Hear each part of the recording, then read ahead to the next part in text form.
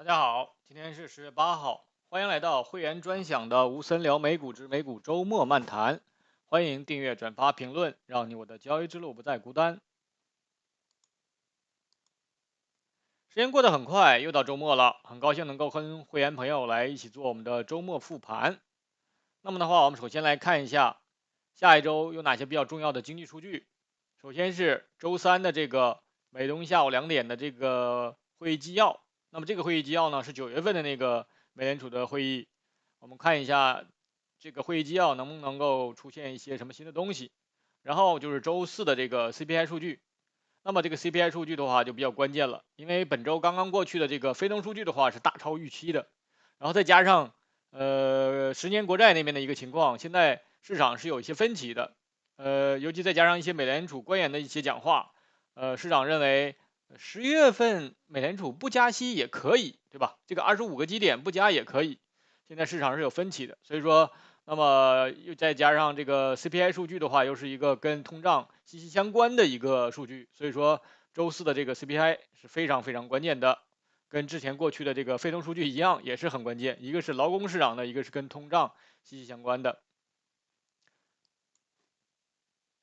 然后我们再看一下下周，还有就是这个又到财报季了。那么周五开始，各个大投行、银行又要开始他们的财报了。所以说，这个财报这个季度的话也是非常关键的，因为现在指数的话也是处在一个非常关键的一个位置，它可上可下。其实说白了。那么，如果你是第一次的看我视频的话，我简单介绍一下我的 price action，主要用的就是缠论，以及结合一些传统理论和波浪理论。周末的话，我们这个周末要看3个标的，其中这个标的呢是我在做周五的盘中直播的时候，有一个会员朋友问的一个标的，我给漏看了，所以说我们今天在周末的话跟大家一起看一下，然后就继续做我们的标普指数以及特斯拉的一个大周期的一个推演，以及一些缠论的一些技术分析。好的，那我们首先来看一下，这就是这个朋友问的这个 LABU 这个标的的一个周线图，这个是一个3倍的一个衍生品，是 Beltec 的这种基本面我是不了解了，我们是主要看一下它这个标的。虽然说它是一个3倍的一个衍生品，做多的一个衍生品，但是用技术分析也完全可以分析是没有问题的。以前禅师在他的博文里面，他之前也是用那个缠论也分析过，当时也有期权的。最早的时候，在他那个就是那个时候的话，也有期权出来，所以说很少，但是也有。他也用期权分析过，他也说过，你只要是有 K 线的话，都可以用缠论来分析，没有问题。你不管你是衍生品也好，还是外汇也好，还是怎样也好，只要有 K 线，你都可以用缠论。所以说我们看一下它这个3倍的这个。首先看一下，它从这个最高点下来是185，一直跌到了3.2，所以说这个3倍的呀，它这种损耗是比较大的。你如果长期持有的话，这个是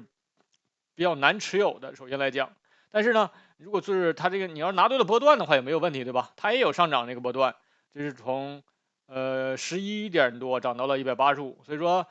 做波段的话也无所谓。你是不是3倍还是几倍了？那么只要你方向对了的话，长期拿也没有问题。像那种虽然有损耗，但是长期如果是一直方向是对的话也没有问题。我们看一下他问的是能不能进这个。我们现在看一下从这个周线上有没有机会。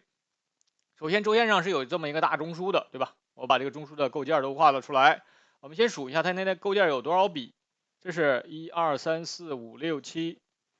那么它的构件现在是有7笔的这个一个组成。然后呢，我们现在主要分析的是什么呢？就是这个最后这一笔啊，从7.78下来的这一笔。那么7.78跌到了3.2这一段这一笔，它的那个内部看一下，因为单单从周线来看的话，我们并不能够看到很多的有能够帮助我们分析的一个信号，是有没有跌完呢？那个能不能够止跌呀？你要是比较这个进入段和离开段的话，只能够大概看一下，因为这个进入段是比较长的，然后这个离开段是比较短的。但前提是什么呢？前提是这个离开段要走完，就是我们现在要分析的就是7.78这一笔跌到3.2，整个的这一段内部是不是调整的够充分，它能不能够结束。这里我们就需要用到我们的曲线套，看一下它的次级别，这就是我们在周线上高量的这一段。那么的话，我们看一下在日线上，在日线上的话，我们能够清晰的看到它是有个1、2，我已经画出来了，我们看一下，这是1、2、3、4、5，有一个清晰的一个5笔下跌，或者说有一个5浪下跌，它的这个高低点这是都没有接触的。那么的话，它是一个很清晰的一个5浪下跌的一个模式，现在是处于一个第5浪。那我们再看一下，这里已经出现了日线的一个底分型了，所以说第5笔或者第5浪，你如果想尝试进的话，这是没有问题的，对吧？你是可以尝试进，然后把你的防守位就放在3.2。那么的话，这里可以，因为它这是毕竟是3倍的衍生品嘛，波动相对来说还是比较大的。你可以，小仓位的先进一点，比如说进个2层仓、3层仓这样的。然后，它这里期待的是一笔反弹，现在是只有3根 K 线，对吧？想出现一笔反弹的话，最少有5根 K 线。那么这笔反弹最好是能够碰到这个4.36，这样的话会在日线这里就会形成日线的这个中枢了，对吧？如果连4.36都碰不到的话，那一定要跑。为什么呢？因为这是相当于，如果连4.36都碰不到的话，那么相当于这个是第6笔反弹。前面这里是有1、2、3、4、5，这是第6笔反弹。所以说，如果碰不到4.36的话，怎么能够判断碰到碰不到呢？就是看这段成笔之后的内部结构，需要去更小的周期去跟踪它。你要去1小时，然后是1小时是它的次级别嘛？次级别也要看，然后次级别也要看，1小时还有15分钟都要去看它的内部结构是不是够，还能够继续向上冲。如果不能够向上冲的话，然后又比较饱满了，比如它走的比较，这里能够横很多均线，横很多 K 线，就像我们之前简单给大家介绍的一个方法，就是如果这里横了很多 K 线，然后但是也够5根的话，或者多于5根，最少5根。那么的话，然后又不能够碰到4.36，那这里肯定要往回踩，出现第7笔的回踩了。所以说这就是我们帮助大家来分析这里走不走，出现5笔了，然后又横了很多 K 线，那么的话你肯定是要走的，因为它力度弱呀，对吧？然后再加上还有就是它现在整体的这个 MACD 的这个零轴一直还在零轴下面，因为零轴是多空分水岭嘛，零轴之下是弱势，零轴上方是多头是强的，下方多头是弱的。所以说，那么你能够想做这个多头的话，想抢一下这个反弹的话是没有问题的，但是你要有那个你的防守位是3.2，有涨有赚就跑。如果能够碰到4.36的话，可以多拿一拿，因为它可以再往上穿一穿，对吧？然后你在这里还可以用这个黄金分割去测一下它的这个反弹位置。如果能够弹到4.5、4.25或者4.5的话，当然更好了，也能够碰到这个4.36，对吧？到了这些位置又出现了这个顶分型，那你肯定就跑了，然后可以再做一笔，因为它现在已经成5笔的下跌了，所以说基本上就要在这里形成一个中枢之后再选择方向，是能够回到周线上这个中枢里面呢，然后周线上你也把这个低点这个中枢的低的位置标出来，5.97，如果能够力度强一些的话，就是期望是能够回到周线上这个中枢的，回到周线中枢是你反弹的第一目标，第二目标的话就是中枢的上沿的位置，所以说，那么你就有你的那个一个目标位了，就是5.97，那么再回到日线上，5.97的话，基本上是在这个位置，所以说已经回到了这个类中枢，这里你可以如果用那个波浪的话。借用波浪这个浪形，这里你可以画出一个类中枢来，也就是这个中枢的高点5.31。那么期待的是能够回到5.31，甚至5.31上方，也就是5.9的这个位置。所以说，那么有这种期待的话，你就知道到了这个5.31这里，如果力度不行的话，你还要再减掉，因为我们再回到周线上，如果这里反弹成比的话，周线上反弹成比。又不能够回到5.97这个点位上方的话，那是什么呢？那就是这个周线大中枢的一个3脉了。针对周线出现一个3脉，那我们一定要应对的，因为这个下来的话，空间我是无法可测的。所以说周线的3脉一定要有去应对的策略。所以说反弹又成比，在周线上反弹又成比，又不能够回到5.97之上，一定要跑。甚至你可以去做空它。好的，那么针对这个 LABU 这个，我们再做一个小结。首先，我们期待这里能够反弹，出现反弹的话，我们回到日线上，就是这里能够反弹成比。成比的话，看这有几个关键的这个反弹位置，然后看一下能不能碰到4.36。碰到4.36的话，可以再拿一拿，期望到4.5，甚至是到这个5.1这里。只要它不出现顶分型，就可以继续持有，对吧？如果反弹成比了，然后又有很多 K 线在这里排列，然后这里面次级别再去看一下它的1小时、15分钟又很饱满了，那么肯定反弹就很弱，甚至比如说到了4块钱，那么又明显出现了这个弱势，那你肯定要跑，因为它肯定还要再下来的。所以说这就是针对这个标的我们给到的一些策略。好的，那我们先看一下我们一直在分析的指数和特斯拉。首先看一下指数的大周期，先看一下这个月线呢。月线的话是出现了月顶分型之后，现在已经出现了4根 K 线了，就是从顶分型往下已经出现了4根 K 线了。想成比的话，还要再出现一根 K 线，也就是下一个月还要跌破本月的低点才能够成比。那目前看的话，现在是本月是有反弹的一个迹象，看看它反弹的这个高度，看本月最终能收在哪个位置，取决于就是决定了这个顶分型是一个中继顶分型，还是说是一个就是能够固定下来的一个顶分型。如果这个本月的这个反弹，因为又有财报的原因吧，如果本月能够冲得很厉害，比如说甚至把这个4607都打掉的话，那么这个顶分型就变成一个中继顶分型了，对吧？所以说在月线上这个周期的话，我们就关注这个本月这个收的这个 K 线收在哪里。然后如果继续往下行的话，我们也有几个位置给到我们去观察。然后我们现在要关注的就是这个顶分型形成之后的这4根 K 线能不能够延续一个下跌。我们看一下周线上，周线上的话现在已经成比了，4607跌到了最低，跌到了4216.45，已经回踩成比。然后这个回踩的话也非常技术。那么的话，首先这里有一根均线是120周均线，是踩到了120周均线上。然后最低是4216.45嘛，但是也没有碰到这个第一笔的上升。我们这里画一下，如果以3491作为 A0的这段起点，那么从3491涨到4607，这是一个3笔的，现在是已经出现第4笔的回踩了。那么整体这些所有的这个右边这些全都是在月线上的话，只是一笔上涨。这里所有的这些在月线上只是一笔上涨。那么它在周线上的话是1、2、3、4，第4笔目前，如果能够继续延续第5笔的反弹的话，或者说第5浪的反弹的话，然后还能打掉4607的话，意味着这个月线上这一笔的延续，对吧？那么如果说是出现第5笔反弹了，但是呢，这个第5笔反弹的力度又不够强，又不能够突破4607的话，然后还会掉头的话，甚至能打掉4216.45的话，意味着什么呢？意味着就是月线的这一笔啊要掉头了，意味着这里会出现月线的一笔回踩。所以说，那么本周啊这个反弹这一笔就比较关键了。如果能够出现一笔反弹的话，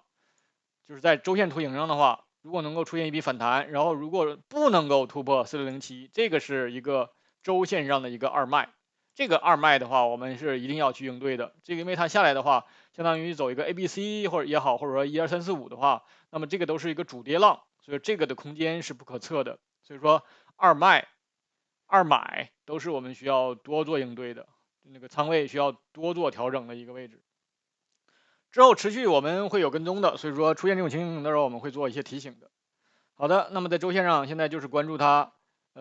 从4607现在已经回踩成比了，我们现在看一下它的日线上这段能不能够出现转折，能不能够出现一笔反弹。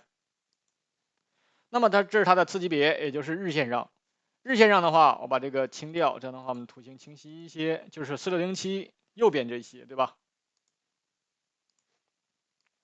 那么现在它是一个3笔下跌，然后呢，周五的这个大的反弹呢，也是出现了一个比较明显的一个上升。然后还有一个就是我们之前做过一直盯的这个位置，这个等比例下跌的位置又被收了回来，也就是4270附近，这是一个等比例，就是123的一个等比例下跌的位置，一个非常关键的一个位置，然后又被收了回来。然后这里也有200均线，所以说昨天周五的这个上涨的话，是一个非常好的一个对多头来讲是一个非常好的一个明显要往上走的一个迹象了，有这么好的迹象。现在日线上的话也出现了底分型了，因为虽然说是有3根 K 线是有包含关系的，经过包含处理之后的话，也出现了底分型，所以说这是一个比较好的，而且是一个非常强的底分型。这个底分型之所以底分型的强弱，我们区分。我们是之前有过介绍的，我们在这里再重复一遍。首先，底分型或者是顶分型都有3元素，这是第一元素、第二元素、第三元素。然后顶底分型都有它的区间，第一元素的高点和第二元素的低点，这就形成了这个底分型的一个区间了。那么这个区间的话，如果第三元素很快的，就是说只用1根 K 线就突破了第一元素的高点，那么这个底分型我们就叫它强底分。如果这个底分型是这种情形的话，如果是这种，它超过了它的高点，超过了第二元素的高点，但是呢，离第一元素还有一段距离，那么的话，这种底分型我们就叫它弱底分。强弱底分的区别或者说意义在哪里呢？就是强底分型意味着它能够走出一笔上涨的可能性就更高。那么弱底分的话，那么形成一笔上涨的可能性就比较低，它形成一个中继的底分型可能就比较大。所以说，那么强底分、弱底分给到我们的一个帮助我们来判断这一笔形成与否是有一些帮助的。那么现在形成了一个强底分型，所以说我们有理由帮助我们相信这里能够反弹成一笔。那么这笔反弹的位置就比较关键了，我们看一下，首先这个反弹的位置。现在我们看一下这个周五的这个高点是在4324.1，离这个前期的第一笔下跌这个位置4335.31的话还有一点距离。首先这一笔反弹呢，一定要碰到这个4335.31，这样的话它这里就形成了一个日线的一个中枢了。那么形成中枢之后，就是一个中枢震荡的一个操作，对吧？只要不出现三脉，或者说三脉之前的话，它都是要维持一个中枢震荡。所以说这笔反弹首先要碰到这里，如果这笔反弹成笔，然后又碰不到4335.31的话，这是一个弱势表现，意味着这只是第4浪反弹。那么的话还可以有5下跌，以这种模式再去延续周线上的那笔下跌。所以说这笔反弹成笔之后，一定要关注能不能够碰到4335.31。所以说4335.31就是比较关注的一个点位。还有一个需要我们关注的就是这个120天均线，这里有一个120天均线，现在的位置是在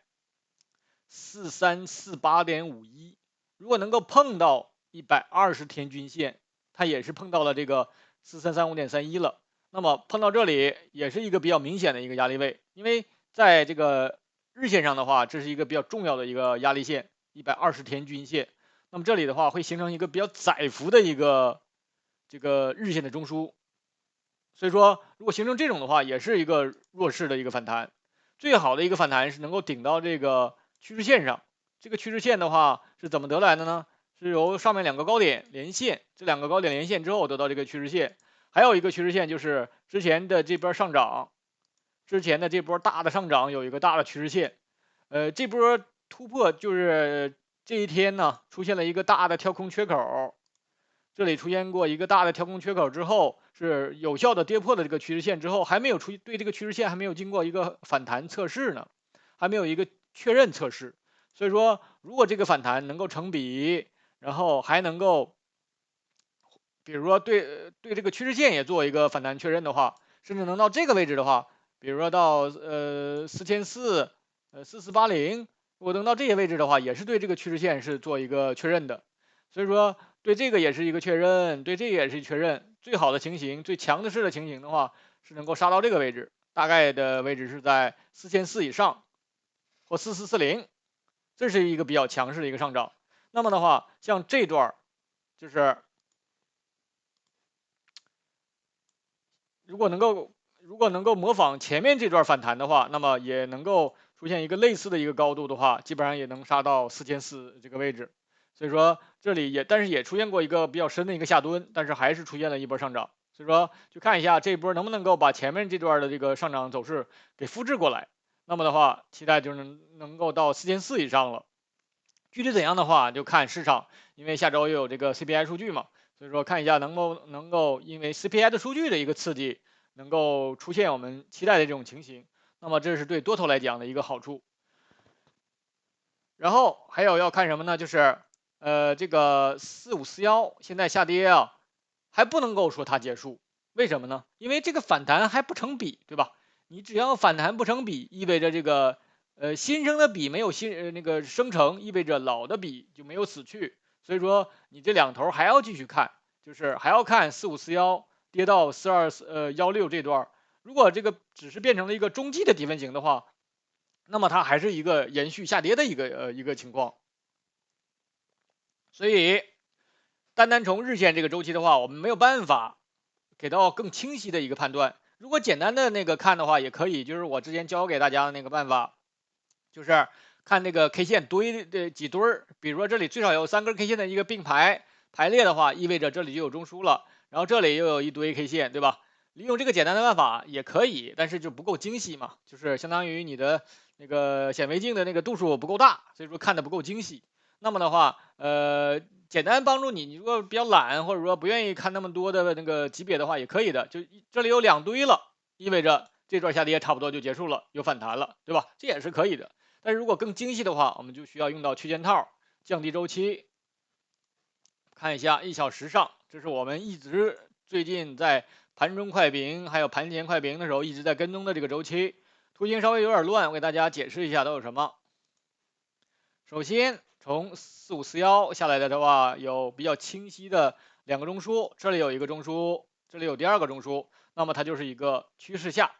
那么的话，我们现在分析的重点就变到了这里，这个是4216的一波反弹。然后呢，针对第2个中枢，我们能把我们的那个重点放到第2个中枢这里。针对第2个中枢又出现了一个3卖点，也就是这个位置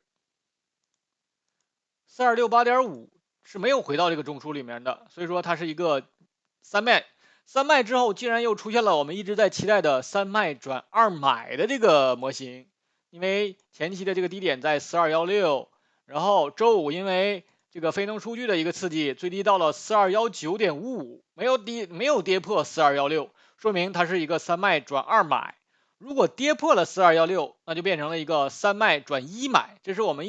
最近几天一直在等待的这么一个模型。要么是一个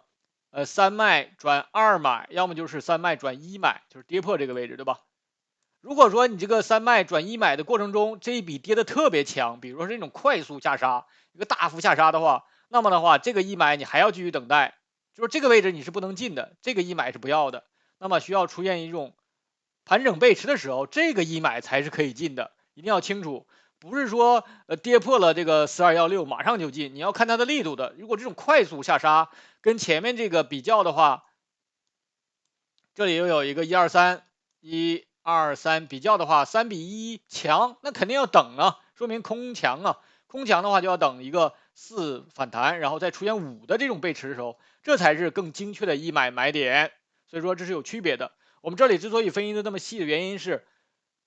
这是1小时周期，无论在什么周期上都可能出现这种图形。所以说，那么你这种方法只要学会了，分析任何的图形都是一样的。所以说我们这里讲的更细一点，就是你在分析其他图形的时候，也要借鉴这种方法，不是说跌破了这个低点你就马上要进，你要看它的力度的，对吧？像现在这种就是没有力度的一个回踩，你看它跌破了这个这根 K 线，就是跌破了这根 K 线，只有跌破了这根 K 线才回踩成比，对吧？所以这就是我们一直盯的这根 K 线，跌破之后，然后看它的 MACD 又处在这个高位，它这个你看到没有？跌到这个位置处在这个0轴下面，这个一直在蓄力，这个蓄势待发的一个状态，那么又一个快速回拉，当出现一个快速回升的时候，那你立刻就知道这其实就是一个陷阱了。那么不知道有没有朋友一直在像我一样也在等待这个三卖转二买的这个模型，然后一直等待这个进场机会。那么这是一个一直在等候的那么机会出现之后，你肯定要杀进去的，对吧？那么杀进去之后呢，我跟大家之前是分析过的几种情形，其中一种情形就是这三笔如果出现了一个强势上涨的话，是没有背驰的。我们看到它这个判断背驰的方法就是用我们的这个扩展器，它的已经冲到了1.618的位置了，等比例的位置是在4271，等比例的位置是，那么冲到1.618已经没有背驰了呀，对吧？如果你用简单的方法，什么是简单的方法？看它内部有没有背驰呢？还是一样的，在1小时这个周期，利用我们在之前讲的那个简单方法，就是看有没有3根 K 线并排嘛，对吧？直到这里是只有2根 K 线，2根 K 线，直到这里的话，看一下这个高点4305，低点4304，这里的话是开始才有3根 K 线，才有那个并排，有那个包含关系，这里才开始有，所以说下面是没有的，意味着这里什么呢？这里即使出现了，现在出现了这个顶分型了，也有可能只是一个中继的顶分型，但是呢，因为不知道大家有没有关注啊，周末的话又出现了这个新的一些消息面的一些刺激，就是这个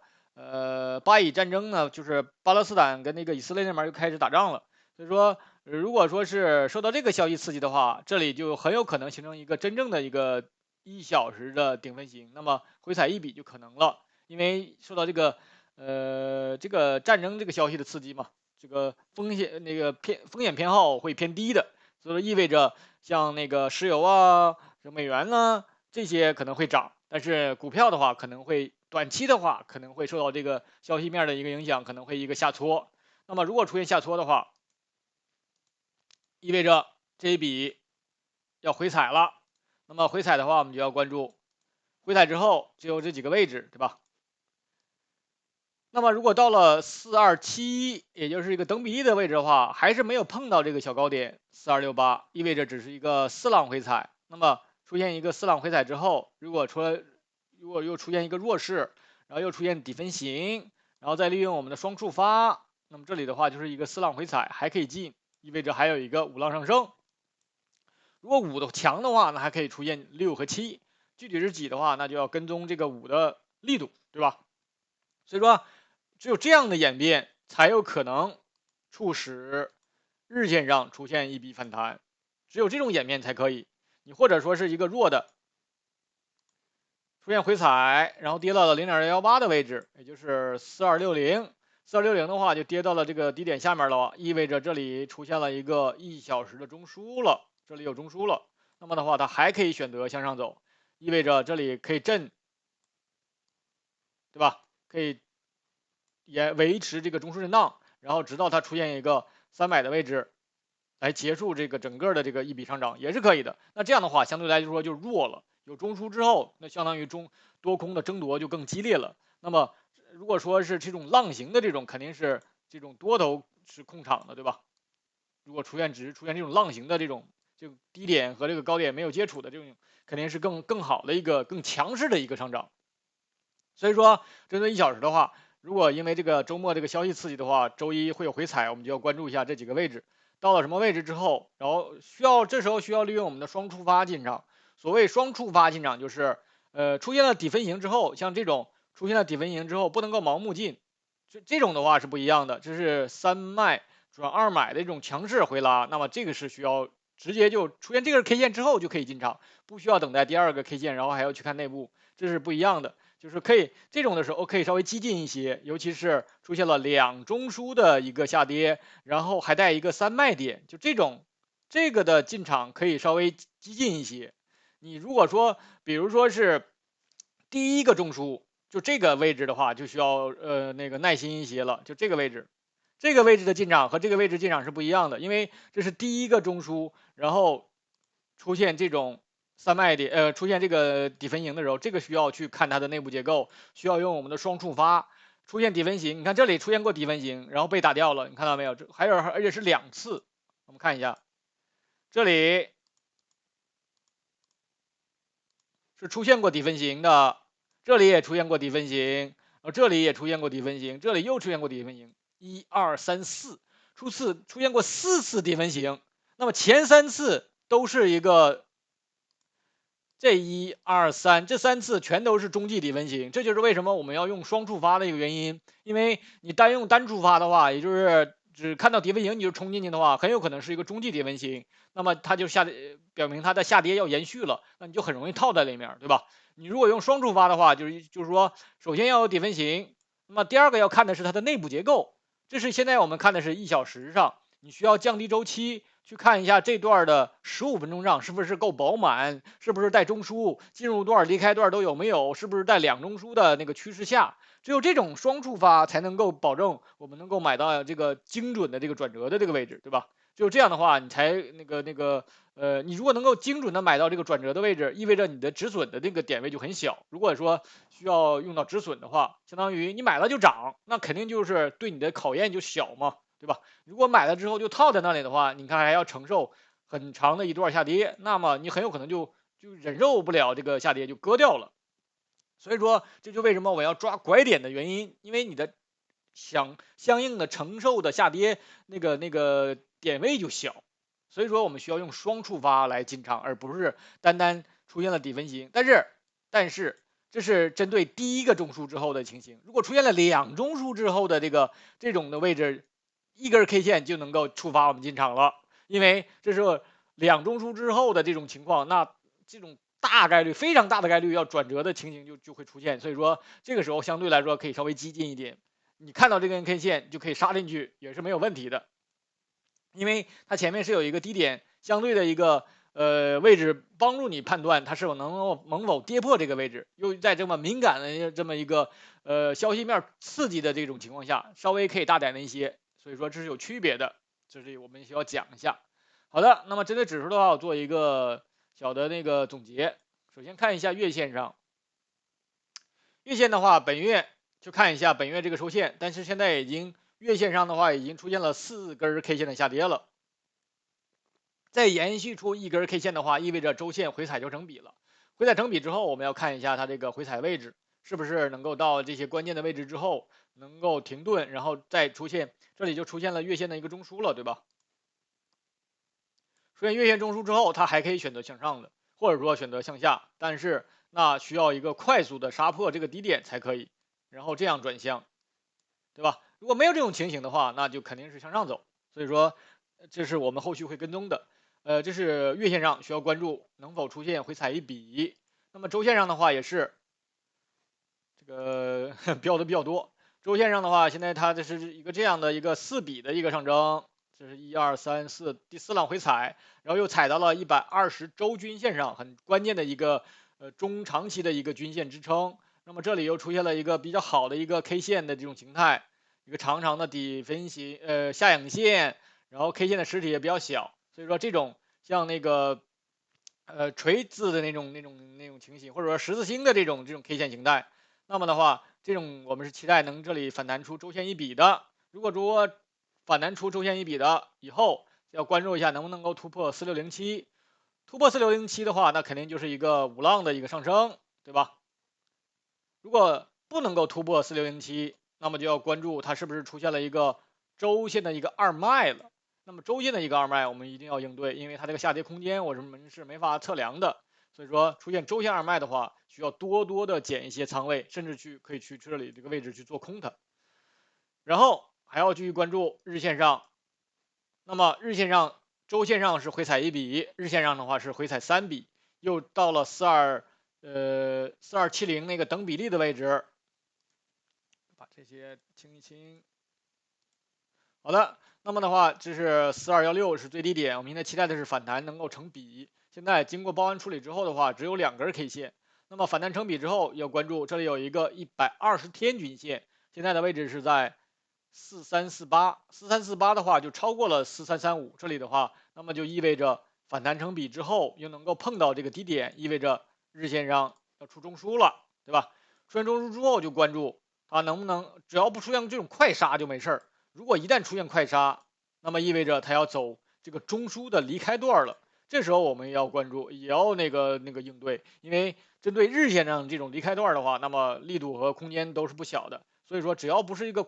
所谓快杀，怎么去发现它是个快杀呢？就是用更小的周期，不是用那个1小时了，1小时就太慢了，你需要去5分钟甚至1分钟上看。如果说是，比如说它是以1分钟的那种级别向下走的话，那么1分钟上都不带中枢的这种向下走的话，那就是一个快杀。所谓这种快杀的话，就是它的力度是趋向性是非常强的，多空是一致性的那种，就是空头杀的特别猛，然后多头呢根本是没有力量去抵抗的这种情形的话出现的话，那意味着就是一个快杀了，它就是多空都一致，哎，就是空头也是向下，多头也知道这个位置应该向下走，也没有人进场去做多，那么意味着多空的方向是一致的，所以才会出现这种单边的这种走势。所有的单边走势，要么就是一方力量特别强，要么就是多空的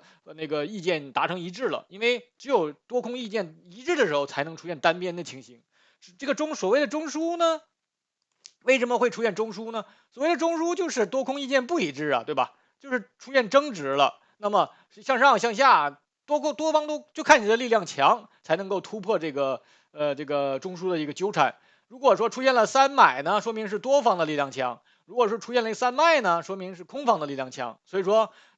只有力量一方强的时候，才能够脱离这个中枢的一个纠缠，要不然的话就是一个多空在这里互相纠缠着。那么我们需要关注的就是4216这笔的反弹能否力度的再大一些，但是因为周末的这个消息的刺激的话，很有可能，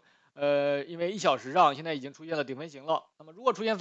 回踩的话，就要关注一下它的这个回踩位置，看到一下这些黄金分割的这些位置到哪里，到了之后呢，就会形成这个1小时的这个中枢了。那么形成之后，中枢之后还可以向上走，或者说是出现向下的这种情形，我们就具体再看。好的，这是针对指数的一个分析。那我们再看一下特斯拉，这是特斯拉的月线图。我们先看一下特斯拉这个月线。特斯拉本周这个月线的话是比较好的一个月线，就是 K 线的实力比较强，就是类似一个光头破脚的，就是上影线和下影线都比较小，说明这个多方的强势的一个状态。但是本月的话，因为还有好几周的一个时间，所以说现在只能是稍微关注一下，因为虽然它也是形成了一个月线的一个顶分型了，如果说本月的这个 K 线能够比较强势的突破，因为本月也有特斯拉的这个财报出现嘛，如果出现了这种非常好的这种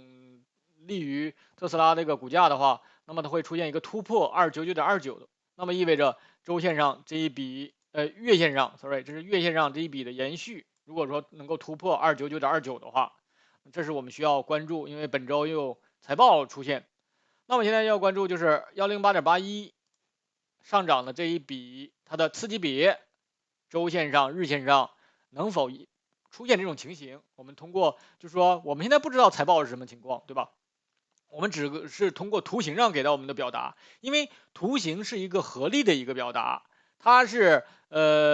多方空方都要在图形上画出他们的轨迹来，因为他们是要进场交易的，对吧？你如果只是在场外观望，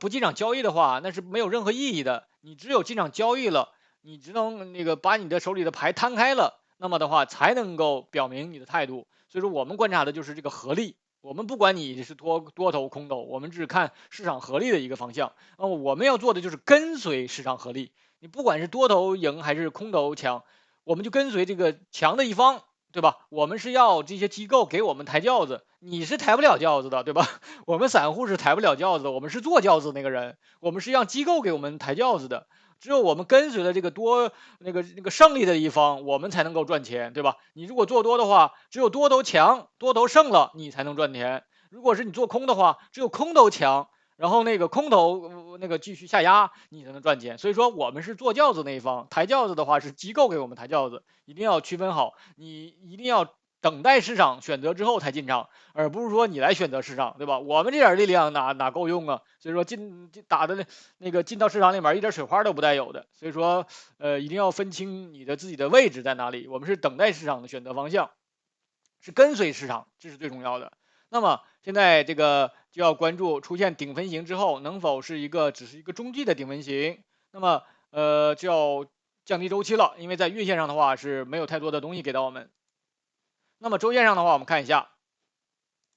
周线上它现在是出现一个周线的中枢了。那么现在关注的点就是这个212.36上涨的这一笔，这一笔也成笔了。那么这里也形成了这个周的顶分型，就看这里这个周顶分型也是不是一个中继的顶分型啊？然后如果说一个中继的话，那么意味着本周也能够出现一个高点，或者说是在等待下一周，因为下一周的话才会有10月18号才会有这个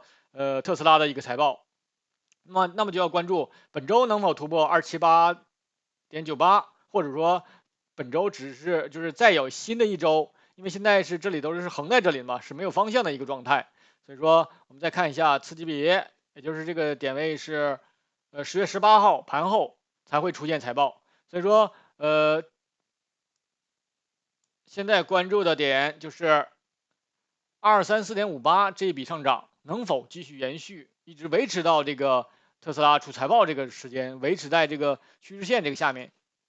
这个趋势线的话，跟我们刚才分析指数也是一样的，是有2个高点连线出现那么一个趋势线。然后它如果能够维持在趋势线这里，然后就横在这里的话，那么基本上就是一个等待一个方向的一个位置了。所以说这个位置现在大概是在270附近。所以说就是下周要关注，首先要关注下周能不能够顶在270附近。即使有突破这个位置的话，如果力量不够强的话，那可能还是一个假突破，它还要再踩回来。因为这里就形成了一个日线的一个中枢了嘛，然后它可以轻轻的一个回踩，突破了这个位置，然后再踩回来，踩到这个趋势线这个位置，基本上就到了这个出财报的位置了，然后再选择向上，或者说是回到这个下面这个中枢下面来，所以说基本上这个位置就会成为一个争夺的一个关键的位置了。那么我们现在要关注就是234.58上涨的这一段能不能够延续出我们期待的这种情形，就是能够继续上升。顶到这个趋势线270这个位置，我们看一下1小时，这是我们画的这段的高量的位置。那么在1小时上呢，我们看一下，以234.58作为起涨点，这是日线上的整个这些全都是日线上的一笔。然后这里我们如果借用这根线的话，我们看一下，这里是形成过一个1小时的中枢的，然后周五的这个回踩是非常技术的。为什么说非常技术呢？是2个低点连线，这2个低点234.58，还有这个低点连线之后出现过这根线。那么周五很精确的踩到这个，很精确的踩到这个连线上之后一个反弹，然后成为了这个中枢之后又出现了一笔反弹，也成笔了。周五的这笔反弹也成笔了，然后现在周五的话也形成了一个周的顶分型。所以说周一开盘之后我们就要关注，因为这个周末的这个巴以冲突的这个消息刺激的话，会不会出现一笔回踩？这笔回踩的话就要关注能不能够回到这个中枢里面了，回到254.77以下。如果呢不能够回到254.77以下的话，还是一个3买的一个位置。首先的话要回踩成笔，然后不能够回踩成笔，直接回到这个中枢里面的话也可以，对吧？相当于250.66的这个上涨还没有结束。那么的话，如果出现很快的杀回来，它还可以继续涨上去，相当于这一笔的一个延续而已。所以说，首先这个回踩要成笔，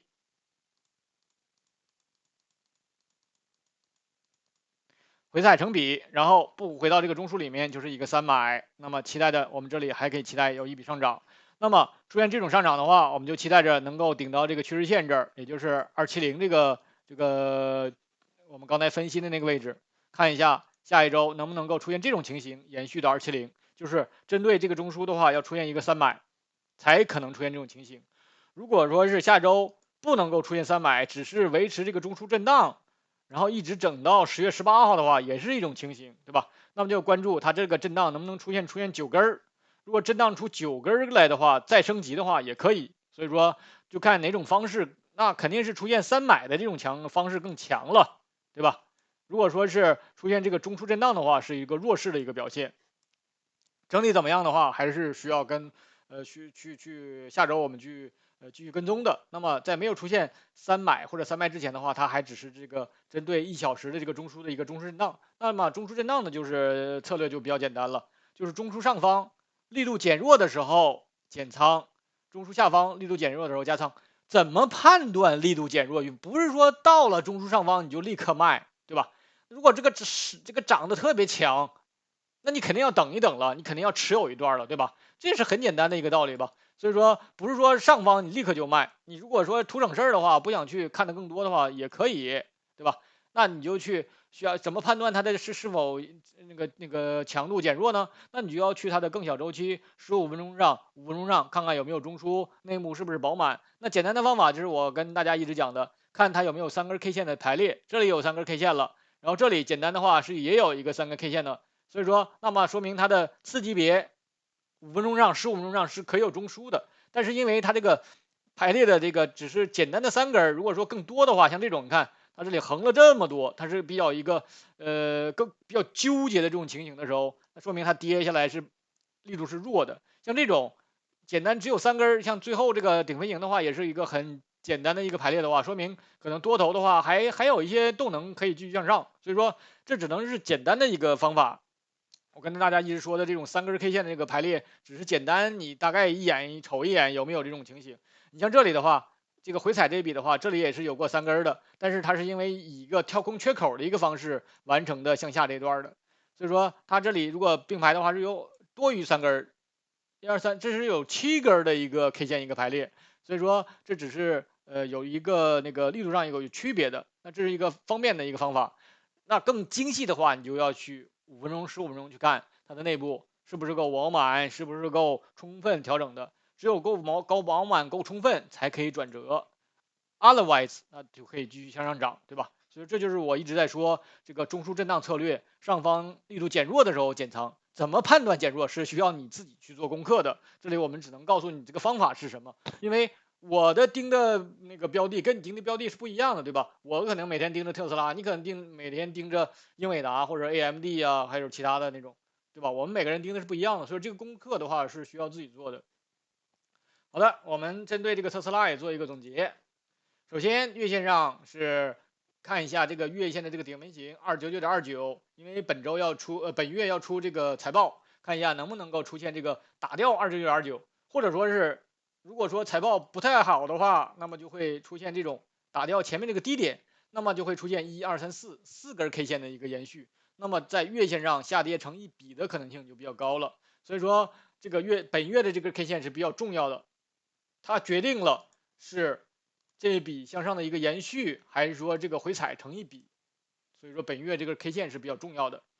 那么我们再看一下周线上，周线上的话，从101.81上涨的话，是出现了一个周线的一个中枢了。那么针对这个中枢的话，想要结束这个中枢的震荡的话，你针对这个中枢需要出现3买或者3卖，但是这种2种情形都没有出现，现在还是一个中枢震荡。那么针对最后这一笔，这是这个中枢的最后这一笔。那么这一笔看一下，是一个延续这一笔上涨，然后回踩出现3买，还是说这笔直接出现下跌，跌破这个中枢，然后出现3卖这个情形？或者说呢，还是说针对最后这个中枢，只是针对这个中枢做中枢震荡？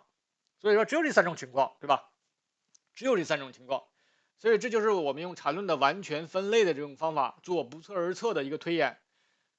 我们不能够预测它出现哪种情况，但是呢，我们可以通过我们这个推演方式做我们的准备。出现了这个上涨，然后回踩成3买，我们是能够准备进场的。然后如果跌破了这个262.31，然后出现一个3卖，那就说明它要出现3卖了，我们也可以做我们的准备。所以说我们是没有办法做预测的，但是我们可以通过完全分类的方法做我们的准备工作，这是有区别的。预测和完全分类是有区别的。所以说，在周线上，那么如果出现了上涨，那么就说明了212.36的一个延伸。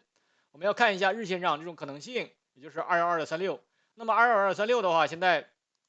还是一个3笔上涨。那么这笔我们期待的是能够继续涨一涨，涨到这个趋势线这个位置，然后在270附近的话，